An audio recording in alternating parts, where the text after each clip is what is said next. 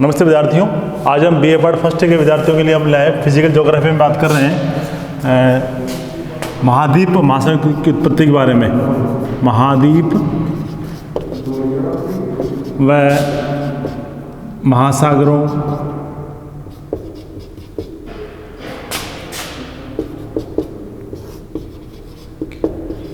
उत्पत्ति के बारे में हमने बात की थी पिछले क्लास में। हमने बात इसी संबंध में बात की थी, जिसमें यह था कि पृथ्वी पर जो भी उच्चावचीय है, उच्चावच निर्माण प्रक्रिया चल रही है, उसमें महाद्वीप महासागर प्रथम श्रेणी के भू आकार गिने जाते हैं, बताए जाते हैं। सबसे पहले पृथ्वी का निर्माण हुआ, उसके बाद जब सबसे पहले आकृति बनी या आकार बने, उच्चावच बने, वो बने महाद्वीप और महासागर। सेकंड बनते हैं, फिर अन्य आता है पर्वत पठार मैदान, और थर्ड आता है आपका ये नदी द्वारा बनने वाली भू आकृतियाँ, वायु से बनने वाली भू आकृतियाँ, जल से बनने वाली भू आकृतियाँ, और थर्ड श्रेणी के भू आकार होते हैं। और तीन श्रेणी के भू आकार होते हैं। प्रथम श्रेणी का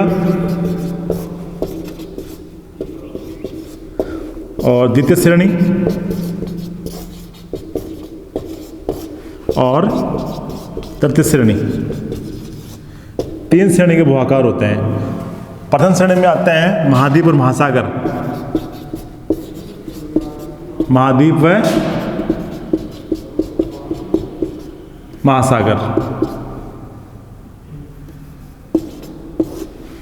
द्वितीय श्रेणी में आते हैं पर्वत पठार और मैदानी भाग। और थर्ड में आते हैं जैसे जलप्रपात है, घाटी है, झीलें हैं और गर्त है। कई बार के भू आकार जो नदी गर्त बनते हैं, वायु से बनते हैं या भूमिगत जल से बनते हैं, ऐसे भूमि जो सागरों में बनते हैं, सागरीय तटों पे बनने वाले भू आकार है वो है। तो ऐसे भू आकार जो इन नदी वायु जल के द्वारा बनते हैं, वो थर्ड श्रेणी के भू आकार गिने जाते हैं। और जो सेकंड में आते हैं वो है पर्वत पठार, जो ज्वालामुखी उद्गार के द्वारा या कम पृथ्वी पर वलन पड़ने द्वारा या तनाव खिंचाव के बल द्वारा पर्वत का निर्माण होना या पठारी भाग का निर्माण होना, या किसी कारण से जो भाग शेष अवशेष रह गया मैदान के रूप में, पठार के रूप में शेष रह जाता है। प्रथम श्रेणी में आते हैं महाद्वीप और महासागर। इस प्रकार तीन प्रकार के श्रेणियों का आकार भू आकार होते हैं, वो आते हैं, वो बताया मैंने, प्रथम श्रेणी, सेकंड श्रेणी और थर्ड श्रेणी। अपन बात कर रहे हैं महाद्वीप और महासागर की उत्पत्ति के बारे में, तो जिसमें मैंने बताया था कि दो प्रकार की विचारधाराएं या परिकल्पनाएं दी गई है, जिसमें एक तो थी संकुचन पर आधारित, दूसरी थी विस्थापन पर आधारित। संकुचन पर आधारित, संकुचन और विस्थापन। महाद्वीप महासागर की उत्पत्ति की परिकल्पना में दो प्रकार की विचारधाराएं हैं, एक संकुचन पर आधारित, दूसरी है विस्थापन पर आधारित।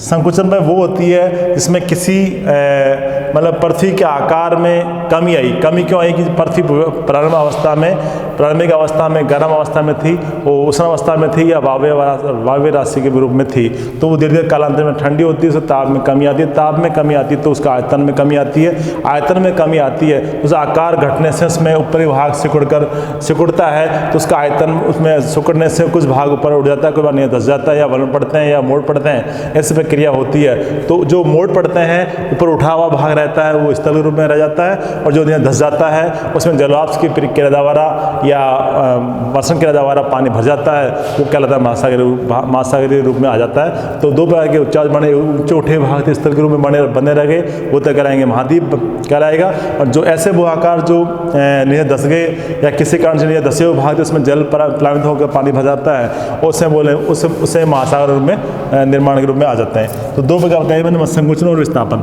विस्थापन में होता है, विस्थापन मतलब अपने स्थान से टूट कर अलग हट जाना। जो भाग कोई प्लेट या कोई धरातल, कोई स्थल दृढ़ भूखंड था, पहले प्रारंभ में एक साथ जुड़ा हुआ था, फिर किसी कारण से उसका विघटन हो गया, टूट कर अलग अलग टुकड़े बट गए, फिर वो डिवाइड होकर अलग दिशा में खिसक जाते हैं तो उसके मध्य वाला भाग में जो पानी भर जाता है वो ट्रेंच के रूप में या गर्त के रूप में या तालाब के रूप में, सागर के रूप में, बड़े महासागर के रूप में पानी भरा हुआ है, वो बड़े महासागर निर्माण कर जाता है। जैसे किसी बार लाल सागर है या श्वेत सागर है या आपका रेड सी जो आपका इधर काला सागर है, कैसे सागर, छोटे सागर बड़े हैं कि बड़े बड़े महासागर भी, अटलांटिक महासागर है, प्रशांत महासागर है, हिंद महासागर है, ऐसे ही महासागर है जो मतलब महाद्वीपों के मध्य भाग में है और जो किसी अन्य दरार घाटी से बने हुए हैं या ट्रेंच या किसी अन्य खिंचाव द्वारा या तनाव के बल द्वारा उत्पन्न होकर एक गर्त पड़ गया, उससे पानी भर जाता है, उसे अपन बोलते हैं सागरीय भाग या महासागरीय भाग। तो इस प्रकार विस्थापन मतलब विपरीत दिशा में बल लगता है, अलग अलग दिशाओं में बल काम करता है, और संकुचन मतलब आमने सामने बल काम करता है तो उसमें मोड़ पड़ते हैं। और इसमें क्या है, दरार पड़ जाती है, दरार पड़ जाती है, फट जाता है, दो जो भाग बीच में हट गया, पानी भर गया उस पर, उस खाली भाग में या डाउन क्षेत्र में, वो कहलाएगा आपका ट्रेंच या महासागरीय क्षेत्र, ओशियन बेल्ट। और जो भाग वलन पड़ने के द्वारा झुर्रियाँ पड़ जाती है, टेढ़ा मेढ़ा हो जाता है, तो उसमें बोलते हैं अपन ऐसे आकृति में ऊपर उठा हुआ भाग है वो उठा हुआ भाग, इस तले भाग रह जाता है, और जो डाउन एरिया है वो कहलाएगा ओशियंस। ये हो गया कॉन्टिनेंटल। इस प्रकार दो प्रकार के बताया विचारधाराएं मैंने बताया था। उसमें संकुचन पर आधारित दो विचारधाराएं बताई मैंने, तीन विचारधाराएं थी। एक तो थी लॉर्ड कैल्विन का मत था, दूसरा था ले-फर्थ-लव का मत। पहले मैंने एक करवा दी, दूसरा है ले-फर्थ-लव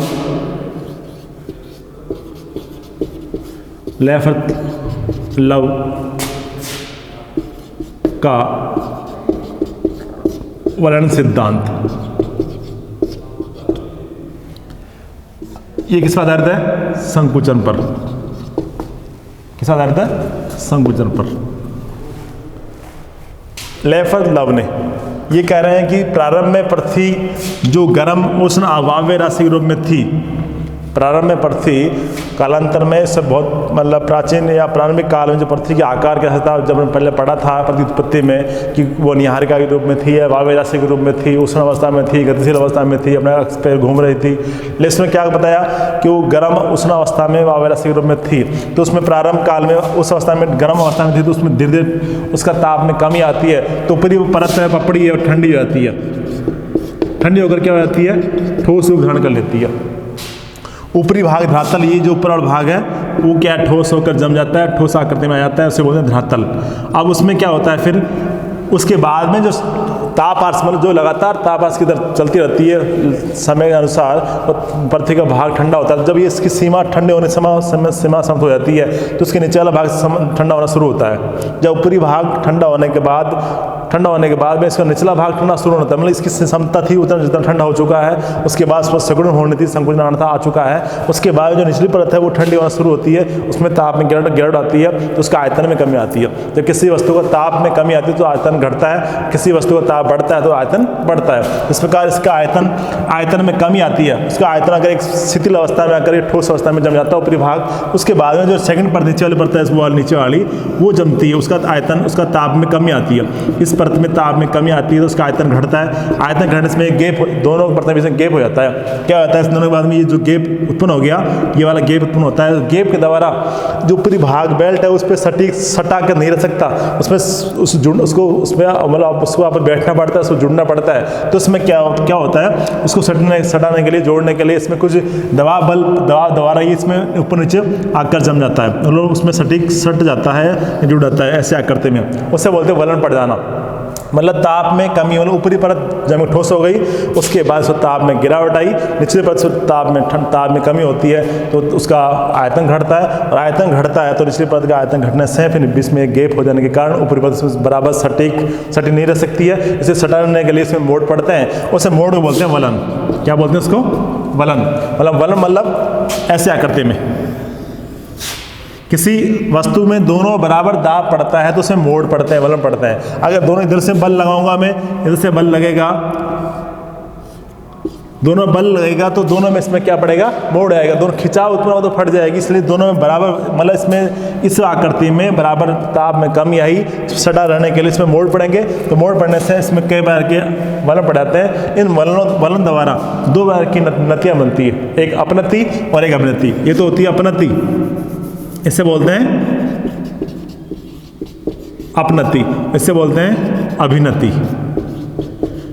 अभिनति वो होती है जो दो एक लेवल होता है, एक अपनति और अभिनति के बीच वाला जो सेंटर एरिया है उससे अधिक ऊंचा है वो अपनति, उससे नीचे वाला भाग है अभिनति कहलाएगा। इस प्रकार अभिनति अपनति, अपनतियों जो क्षेत्र है वो ऊंचा उठा भाग है और जो अपनति क्षेत्र है वो नीचा दसा हुआ भाग है। इस प्रकार दोनों अपनति, तो अपनति और अभिनति वाला जो क्षेत्र क्या कहलाएगा, डाउन क्षेत्र कहलाएगा अभिनति, उठा हुआ भाग कहलाएगा अपनति। इस प्रकार जो अपनतियाँ बनी हुई है वो तो ऊंचा उठा भाग है, वो तो महाद्वीप के निर्माण में रह गया, और जो भाग नीचा रह गया, डाउन हो गया, धसा हुआ भाग रह गया, उसमें पानी भर गया और जल भर जाने से उसमें सागर निर्माण हो गया। इस प्रकार जो ऊंचे उठे महाद्वीप भाग है, जिससे बताया उत्तरी अमेरिका, दक्षिण अमेरिका है, अफ्रीका है, ऐसे महाद्वीप बने हुए अपनतीय भाग है, और जो धसे हुए भाग है वो कहलाएंगे महासागर।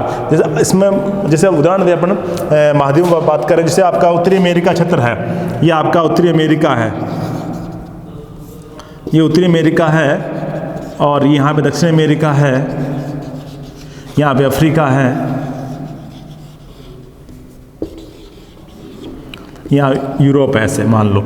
अब इसमें अपना अपनति ये कह रहा है कि अगर कोई अपनति है तो उसके बाद सटीक दोनों ओर अभिनतियाँ होगी, अगर कोई अभिनति है तो उससे दोनों किनारों पर अपनतियाँ होगी। तो जैसे ये अपनति है, ये अभिनति है, ये फिर अपनति है, फिर अभिनति है। अब ये बात करें अपन महाद्वीपों की, तो यहाँ पर महासागर है, क्या है, प्रशांत महासागर है, यहाँ पर अटलांटिक महासागर है, फिर आपका अफ्रीका है, फिर महासागर है। महासागर वो एरिया है जो डाउन क्षेत्र है, यानी वो धसा हुआ भाग है जिसमें जल भरा हुआ है, वो क्या कहलाएगा, अभिनति है। और जो महाद्वीप भाग वो आकृति है जो एक उठा हुआ भाग है, ऊपर उठा हुआ भाग, सपा ऊंचा उठा क्षेत्र है, वो कहलाएगा अपनति। फिर महासागर भाग आ गया, फिर महाद्वीप आ गया, तो ये क्या कहला गया, अभिनति, फिर अपनति, फिर अभिनति, फिर अपनति। एक मोटी बात करें। अब इस बारे में बात करें अपन, अगर ट्रेंच एरिया, घाटी एरिया अपन बात करें, यहाँ पर इस क्षेत्र उत्तरी अमेरिका दक्षिण अमेरिका के बीच में यहाँ पर जो किनारे वाला क्षेत्र है, या जो आपका सीमावर्ती क्षेत्र है, उत्तरी अमेरिका पश्चिम भाग है, ये दक्षिण पश्चिम भाग है, यहाँ पर रॉकीज पर्वतमाला है, एंडीज पर्वतमाला है, जो ऊंची उठी पहाड़ी पर्वत क्रम है। इसके पश्चिम में जो क्षेत्र है वो ट्रेंच एरिया है, क्या है, घाटी एरिया, मतलब बहुत गहरे गर्त है। तो ये क्या कहलाएगा, अभिनति। यहाँ क्या है, अभिनति, और यहाँ क्या पे, अपनति। रॉकीज और जो एंडी पर्वतमाला वो अपनति का रूप है, और इसके जो पास में जो गहरे गर्त बने हुए हैं, बहुत बड़ी गहरी खाइयाँ हैं, वो जो गहरे जल गर्त है वो कहलाएगा अभिनतियाँ। अब उसके बाद में यहाँ फिर आपका पर्वत श्रेणी है, और इधर बात पर्वत श्रेणियाँ, कई पर्वत श्रेणियाँ हैं जो अपन पर्वत श्रेणी करते हैं। ये इसके मध्य वाला जो क्षेत्र सपाट मैदानी भाग है, मध्य बेसिन कहलाएगा। तो ये हो गया अपनति, और फिर ये भी क्या होगा, अपनति। दोनों के बीच में कौन सा भाग आ गया, अभिनति। इसी प्रकार फिर आपका जो क्षेत्र आ गया, इस महासागर, अटलांटिक महासागर आ गया। अटलांटिक महासागर बात करें तो उसका मध्य भाग में चैलेंजर डॉल्फिन रेंज है, मध्य भाग में सपाट चैलेंजर डॉल्फिन रेंज है, और इसके यहाँ इस महाद्वीप के पूर्व में यहाँ जो अलास्का है, जो आपका मेक्सिको खाड़ी है, इधर आपका न्यूयॉर्क है, इसके आसपास जो क्षेत्र है वो पूरा टेंस एरिया, घाटी एरिया, गर्त एरिया है। फिर बीच वाला जो क्षेत्र है वो आपका जलगर्त, एक जल बेसिन है जिसमें मतलब ऊंचे उठे हुए कई पर्वतक्रम है, उसका नाम है चैलेंजर डॉल्फिन रेंज, जो आपका अटलांटिक महासागर में है। फिर उसका आप ये क्षेत्र आएगा जो भूमध्यसागर है, इसके आसपास क्षेत्र वो टेंस एरिया, घाटी एरिया कहलाएगा। फिर आपका महाद्वीप पर्वत श्रेणी आ गई, जिसमें यूरोप और अफ्रीका आ जाता है, जो आल्पस पर्वत श्रेणी है, या अन्य श्रेणियाँ होती है जो आपका ये जो पर्वत श्रेणियाँ वो ऊंची उठी हुई पर्वत श्रेणी है, तो उसका नाम क्या कहलाएगा, ये अपनति आ जाएगी। फिर बीच वाला आ गया अभिनति क्षेत्र आ गया, ये जो ट्रेंच एरिया है अभिनति, मध्य वाला जो चैलेंजर डॉल्फिन रेंज है वो आएगा, अपनति क्षेत्र आएगा। फिर उसके बाद में ये पर्वत श्रेणी आ गई ऊंची उठी हुई, अपनति एरिया आ गया। फिर मध्य वाला भाग मध्य बेसिन कहलाएगा, वो अभिनति आ जाएगा। और फिर महाद्वीप का अगला जो रॉकीज एंडी पर्वतमाला है वो कहलाएगी अपनति। फिर वो सागर में ट्रेंच गर्त आ जाएगा, वो कहलाएगा अभिनति। इस प्रकार ये एक अपनति, एक अभिनति, एक अपनति, एक अभिनति, इस प्रकार क्रम से देखा जाए तो इस प्रकार इन अपनतियों अभिनतियों का निर्माण हुआ। इस प्रकार सभी महाद्वीप महासागर की उत्पत्ति के बारे में लयपद लवण्य सिद्धांत की परिकल्पना को दिया, जिसमें ये स्पष्ट किया गया है कि किसी मतलब इसका जो महाद्वीप महासागर बने वो अपनति और अभिनति का परिणाम है। वो कैसे बने, मैंने बताया अभी। उस तापमान में पृथ्वी के जो प्रारंभ में ताप था उसमें ताप में कमी आती है, ताप में कमी आती है, आयतन घटता है तो उससे संकुचन आ जाने के कारण उसका ऊपरी भाग ठोस होकर जम जाता है। उसमें बाद सेकंड भाग परत होती है, नीचे वाले परत वो ठंडी होना शुरू होती है, उसका ताप में कमी आती है तो उसका आयतन घटता है। अब दोनों में अंतर आ जाता है, दोनों में बराबर मतलब दोनों में गैप हो जाता है। एक परत होती है वो पहले बड़ी थी, दूसरी परत उसमें ताप घटे तो छोटी हो गई, दूसरी परत उसको सटीक बराबर मतलब पैरेलल होने के कारण उसको आयतन उसको सट बराबर रखने के लिए, बैठने के लिए उसमें कुछ परिवर्तन होगा, उसमें कोई मोड़ पड़ेंगे, वलन पड़ेंगे, उसमें वलन पड़ने से उसमें सटा जाएगी, उसमें मोड़ पड़े, वलन पड़े, वो अपनति अभिनतियों के परिणाम से बने। जो अपनति अभिनति बनी वो अपनतियों का परिणाम क्या लाएगा महाद्वीप निर्माण की प्रक्रिया में, और जो अभिनतियाँ बनी वो महासागर निर्माण की प्रक्रिया के लिए सहायक हुई। इस प्रकार 1907 में ले फजलव ने अपना सिद्धांत प्रस्तुत किया। अगला जो नेक्स्ट वीडियो में नेक्स्ट क्लास में अपन बात करेंगे लोथेंग्रेन के अनुसार जो पृथ्वी निर्माण पृथ्वी पर महाद्वीप महासागर की उत्पत्ति के बारे में जो सिद्धांत था वो था चतुष्फलक सिद्धांत पर बात करेंगे। आज अपने जो बात की वो थी ले फजलव की परिक्रमा। नेक्स्ट अपन कल बात करेंगे। वो क्या आज के लिए धन्यवाद।